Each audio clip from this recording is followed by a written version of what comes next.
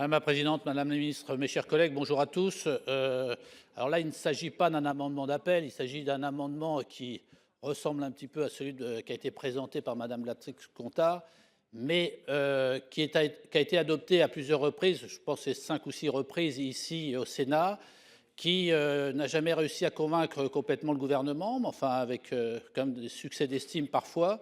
Donc j'espère que cette année, Madame la ministre, on va pouvoir quand même avancer sur ce sujet qui effectivement simplifie considérablement le système d'imposition des plus-values actuelles et le rend plus efficace économiquement pour qu'il y ait plus de rotation dans les mutations. Et donc, la proposition, c'est de remplacer le système actuel à partir du 1er janvier 2027, de façon à laisser un an pour les personnes pour décider si finalement elles bénéficient du système actuel ou si, et qu'elles vendent, ou si du coup elles gardent leurs biens et elles arriveront dans le nouveau système. Et par contre, j'ai proposé un taux de 15%, pas de 9%. Donc il est un peu supérieur parce que le taux moyen actuel est de 12-22%, je crois que j'avais calculé, 12-22%. Donc en fait, on le met un petit peu au-dessus et ça permettrait aussi peut-être d'accélérer les mutations et d'avoir des recettes qui permettraient de financer le dispositif qu'on a voté hier soir de soutien à l'investissement immobilier locatif. Merci, Monsieur Delahaye. Madame Lavarde, votre sous-amendement à l'amendement de Monsieur. Oui, merci. Il vise juste en fait à faire un intermédiaire un peu entre le taux qui existe actuellement et le taux que propose Vincent Delahaye en le portant à 25%. On parle des résidences secondaires, donc voilà, ce serait sur les résidences principales, on aurait un raisonnement tout à fait différent. Sur les résidences secondaires, qu'on vienne taxer un peu une partie de la plus-value qui est calculée différemment, ne me paraît pas choquant. Merci. Et enfin, dans la discussion commune, le 649, c'est Madame Blatrix-Contat qui le présente. Il est défendu. Je vous remercie. Monsieur le rapporteur général, votre avis sur l'ensemble de ces amendements? Donc, un avis de double sagesse sur le sous-amendement 2770 et sur l'amendement du sénateur Delahaye, le 380. Je propose le retrait ou la modification pour rendre la date d'effet, puisque c'est le même objet, de la sénatrice Blatrix-Contat en ramenant la date d'effet à 2027 au lieu de 2026. Si elle le rend identique, je dirais ça facilite les choses, et le retrait du 649. Si, avis du gouvernement. Oui, bon, moi je suis très précautionneuse, Madame la sénatrice, Monsieur le sénateur, sur vos propositions. Théoriquement, conceptuellement, pourquoi pas? À très court terme, ça veut quand même dire qu'il y a des gens qui attendent les fameux 22 ans ou 17 ans, comme voté à l'Assemblée, bref, une durée longue, avant de pouvoir vendre. Et là, d'un seul coup, on leur dirait, vous savez quoi, si vous voulez ne pas être fiscalisé, il faut tout vendre en 2026, parce que sinon, vous risquez en fait d'être beaucoup plus fiscalisé que ce que vous anticipiez avec un coefficient d'érosion monétaire qui n'atteindra jamais du coup 0. Donc moi, je suis très réservé. Ce n'est pas une mauvaise réforme théoriquement si on faisait une grande réforme de la fiscalité foncière et immobilière. Je pense qu'on a quand même tous vu depuis quelques semaines la sensibilité des enjeux de fiscalité sur les enjeux fonciers et immobiliers. Donc j'ai un avis de très grande prudence, donc un retrait ou défavorable. Merci beaucoup. Monsieur de Montgolfier, explication de vote. Merci Madame la Présidente. Madame la Ministre, je vous remercie de reconnaître que le sujet mérite d'être travaillé. Le système aujourd'hui est quand même fou. On a une durée d'exonération des plus-values qui est différente en termes fiscaux et en termes de cotisation sociale. Donc avouez que ce n'est pas très compréhensible quand on est 22 ans, 30 ans d'une part. Et puis d'autre part, il faut bien avouer que le système actuel n'encourage pas la rotation des patrimoines, hein. C'est bloquant. Donc aujourd'hui, on a un vrai sujet de logement, on en a parlé très longuement hier. Le système n'est pas bon. Voilà, donc moi, je note l'ouverture, pour regarder cette question.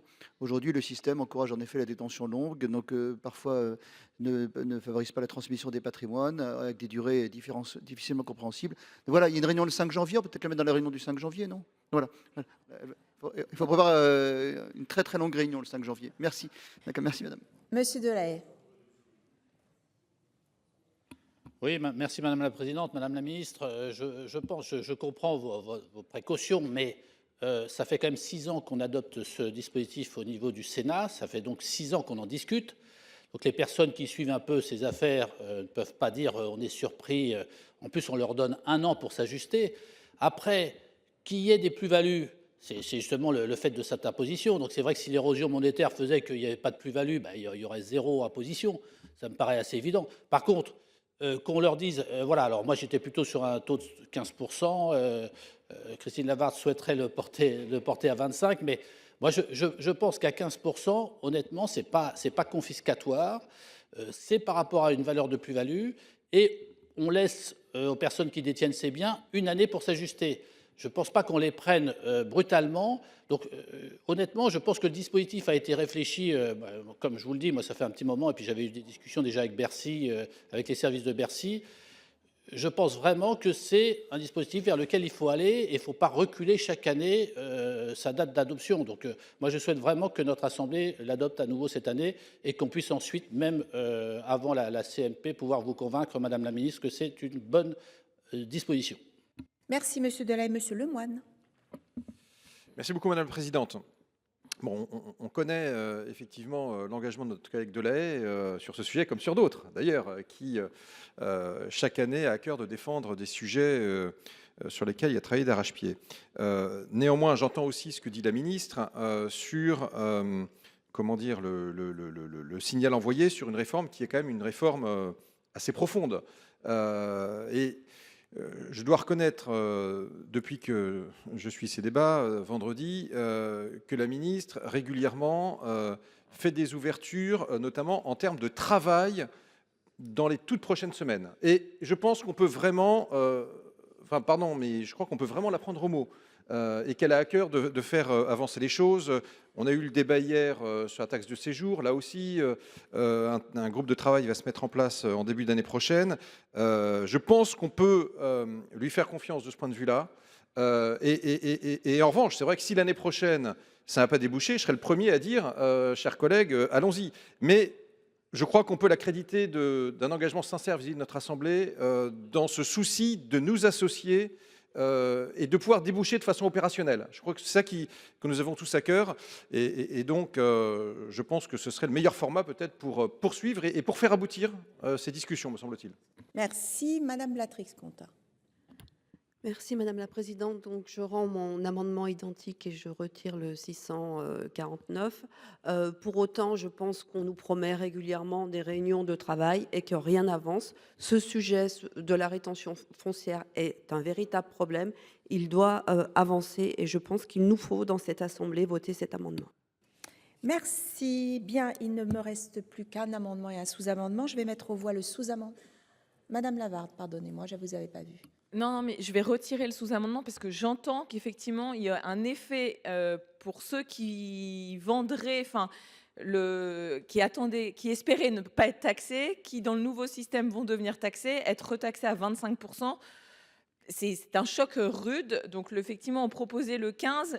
Il faudrait certainement qu'on prévoie un mécanisme de lissage pour tenir compte en fait de ceux qui sont à 28 ou 29 ans je pense que l'idée est très intéressante. Aujourd'hui, notre régime de plus-value ne marche pas. Après, la transition, aujourd'hui, on a prévu, l'amendement de M. Delahaye prévoit que l'année 2026. Il faudrait peut-être penser d'autres années pour tenir compte de ceux qui, effectivement, sont approche des 30 ans. Donc, je retire pour que le choc soit moins rude, mais j'entends que de toute façon, il faut continuer à travailler cette question. Je vous remercie. Bien, je vais mettre aux voix l'amendement de M. Delahaye. Et oui, bien sûr. Oui. Et donc, celui de Mme Blatrix-Contat qui a été rendu identique au vôtre. Ils ont eu un avis de sagesse de la commission, un avis défavorable du gouvernement. Qui est pour? Qui est contre? Qui s'abstient? Il est adopté. Ils sont adoptés.